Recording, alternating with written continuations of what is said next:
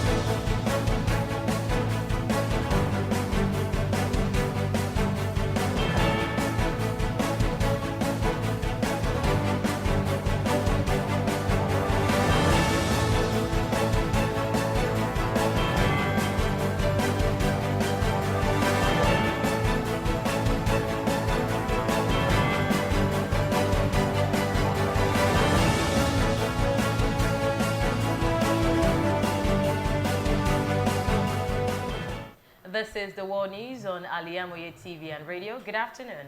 I am Modupe Akinyosoye. Here are the top stories. Organized labor suspends planned strike for a month. Chicago State University releases President Tinubu's academic records. In business, oil marketers allege diesel price unchanged despite VAT removal. On the foreign scene, World Health Organization recommends new malaria vaccine. In sport, Jose Pesero names 23-man squad for Saudi and Mozambique friendlies. Details of this and more coming up shortly.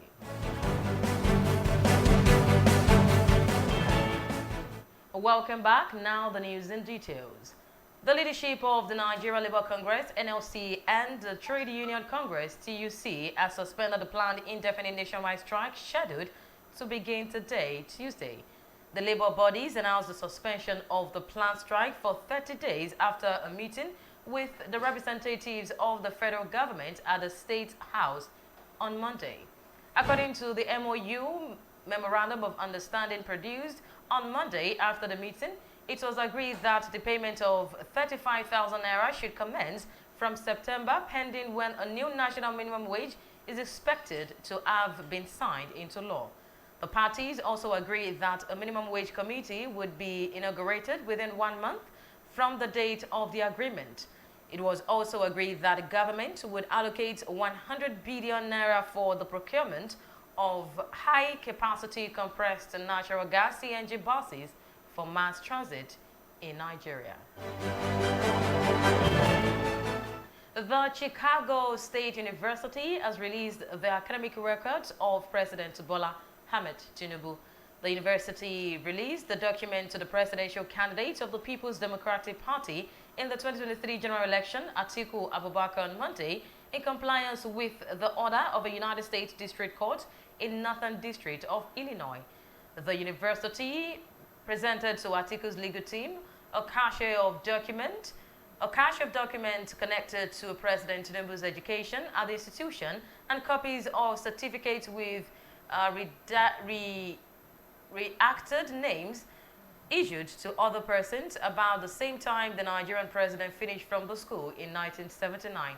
It also contained Tinubu's admission records and a letter dated June 27, 2022, confirming that he attended the university from August 1977 and June 1979, majoring in accounting. The Economic and Financial Crimes Commission, EFCC, says it has commenced extradition proceedings against former Minister of Petroleum Resources, Diezani Alison Madueke. On Monday, the former minister was arraigned at the Westminster Magistrate Court in the United Kingdom over alleged £100,000 bribe. The district judge, Michael Snow, granted Alison Madueke bail in the sum of £70,000, but imposed other conditions after considering her flight risk. Reaction to the development: in a statement by its spokesperson, Dele Oyewale, the commission noted that an arrest warrant has been obtained and extradition proceedings have been initiated against the former minister. The governor of Nasarawa State, Abdullahi Sule, says it will appeal the judgment of the Election Petitions Tribunal that nullified his victory at the poll. On Monday, the tribunal annulled Sule's victory after 2 out of the 3 judges on the panel declared David Ombugado of the People's Democratic Party, PDP, as the winner. The 3rd member of the tribunal, Ibrahim Mashi, dismissed Ombugado's appeal. Reacting to the verdict, Governor Sule described it as a temporary setback. The governor asked his supporters to remain calm and not engage in protests over the development. You are listening to the World News on Al-IyamoyeTv and radio. Still to come, business, foreign and sport news. Please stay with us.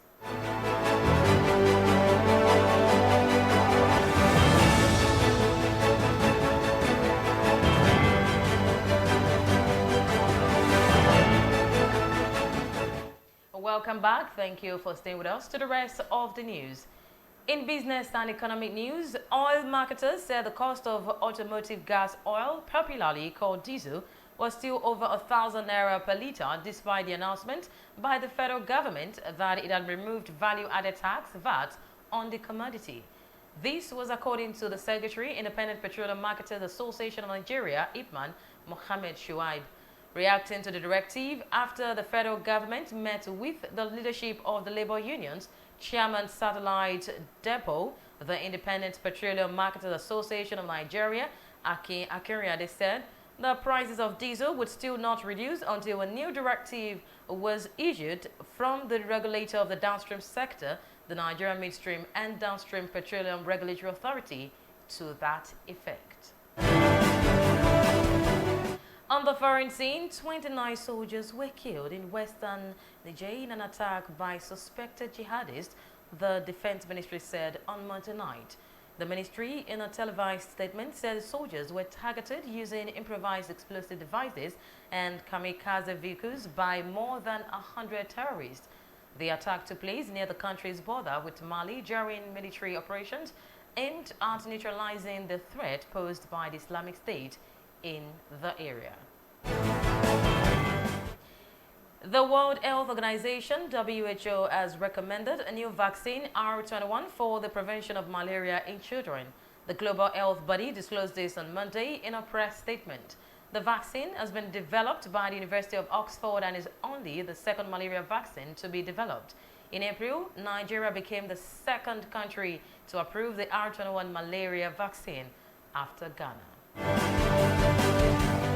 In the world of sport, head coach of the Super Eagles, Jose Pacero, has named his 23-player squad for this month's international friendly matches against Saudi Arabia and Mozambique in Portugal. The list was unveiled in a statement released by the Nigeria Football Federation on Monday. The list includes new invitee Fisayo Dele Bashiru, while the quartet of Kenneth Omero, Bright Osai Samuel, Alex Iwobi and Tere Murphy were also recalled. The squad's attack strength is bolstered by Victor Osimhen, Moses Simon, Ademola Lookman, and Taiwo Awoni.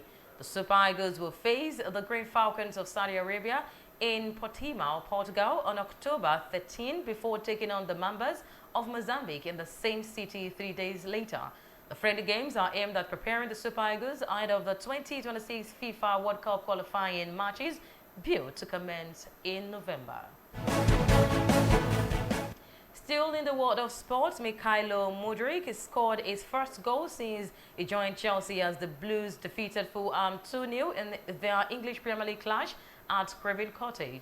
Mudryk's opener in the 18th minute was followed by Armando Broja's fortuitous goal as Chelsea scored twice in 2 minutes to secure an important victory that stopped a 3-match winless streak in the league.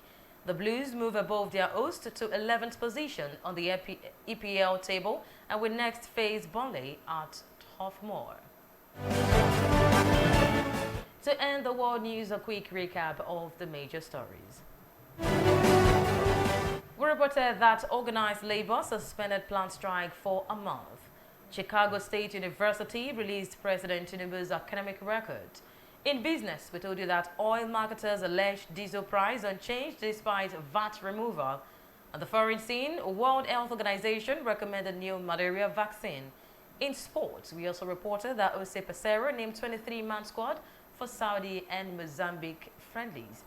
The World News was edited and produced by Abidat Tawheed. For more news and updates, you can follow us on all social media platforms.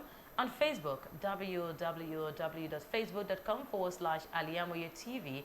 On X platform, at Al-Iyamoye_TV. On Instagram, at Al-IyamoyeTV. You can also stream live by logging on to our website, www.Al-IyamoyeTVradio.com. Thank you so much for listening. I am Modupe Akinyosoye. Good afternoon.